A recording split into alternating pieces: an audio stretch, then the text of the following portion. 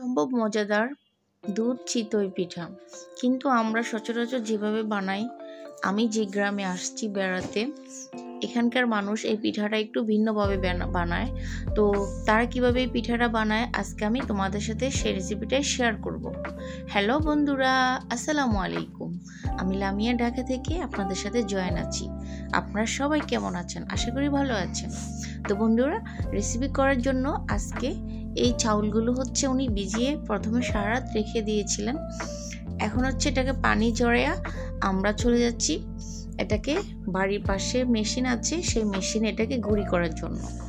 তো ফাইনালি আমরা যাদের বাসায় এসেছি উনি আপু লাগে, তো কাজিন।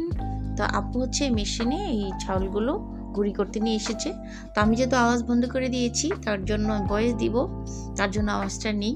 তো এখানে দেখেন গ্রামীণ পরিবেশ, তো খুবই ভালো লাগে। তো আমার ছেলে ওখানে বসে আছে আর আপু চাউলগুলো গুঁড়ি করে নিচ্ছে। তো বন্ধুরা, ভিডিওটি দেখতে থাকো, আশা করছি ভালো লাগবে। তো ফাইনালি আমাদের গুঁড়িটা ওখানে গুঁড়ি হচ্ছে আর আমি এদিক দিয়ে একটু ভিডিওটা করে নিচ্ছি।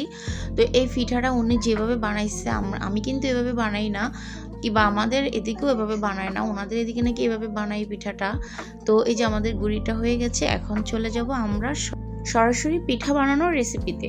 তো এখানে আপু কুসুম গরম পানি দিয়ে গুঁড়িগুলোকে একদম সুন্দর করে আমাদের পিঠা বানানোর জন্য রেডি করে নিচ্ছে, ঠিক আছে। তো এই পর্যায়ে কিন্তু যতই মেশিনের গুঁড়ি হোক, বাজার থেকে কেনা হোক, এই ময়ানটাকে কিন্তু ভালো করে রেডি করতে হবে, কারণ এই দুটাই কিন্তু আমাদের পিঠা সুন্দর করার জন্য পারফেক্ট, ঠিক আছে।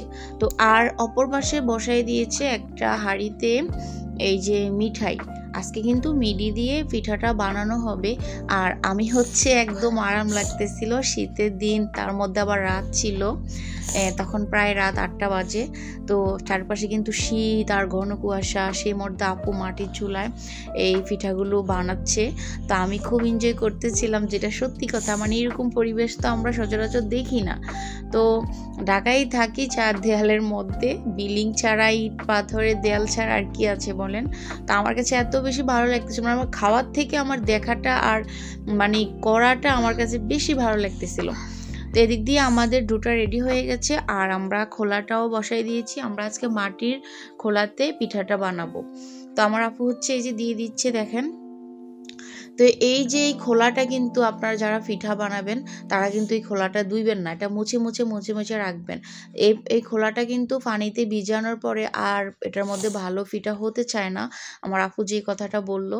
তো এখানে এই মিডির শিরার মধ্যে এই পিঠাগুলো গরম গরম খোলা থেকে উঠাচ্ছে আর এই মিঠির শিরার মধ্যে এটাকে দিয়ে দেওয়া হচ্ছে। কি যে অসম্ভব মজা হয়েছে এই পিঠাটা খাইতে। আমি কিন্তু দুধের মধ্যে পিঠাটা ভিজাতাম, এই পানি টানির মধ্যে মিঠা গালাতাম না, দুধের মধ্যে সব কিছু করতাম। আর আফুকে দেখতেছি একদম ভিন্ন রকম। এখানে নাকি এই পিঠাটা ফেমাস। এটা মাদারীপুরের আড়িয়ালখা গ্রাম। আপনারা যারা চিনবেন অবশ্যই কমেন্ট করে জানাবেন। তো এই যে দেখেন, ফাইনালি আমি তাদের পরিবেশটাই দেখিয়ে দিলাম। তো একজন জিজ্ঞাসা করেছিলেন, উনি আপনার কেমন বোন হয়? উনি আমার কাজিন লাগে, কিন্তু কেমন কাজিন লাগে এটা আমি একটা পরবর্তী ভিডিওতে বলবো।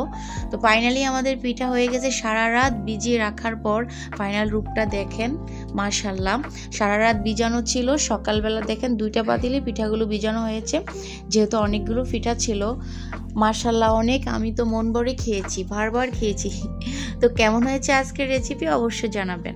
তো এখানে একটু বিকাল হয়ে গেছে, তো একটু আপুর ছেলে মেয়ে ওদেরকে নিয়ে একটু আমার পাত্রে আসলাম, বিলে নদীর ধারে আসলাম আর কি, যেহেতু ওদের নদী মাতৃক এলাকা।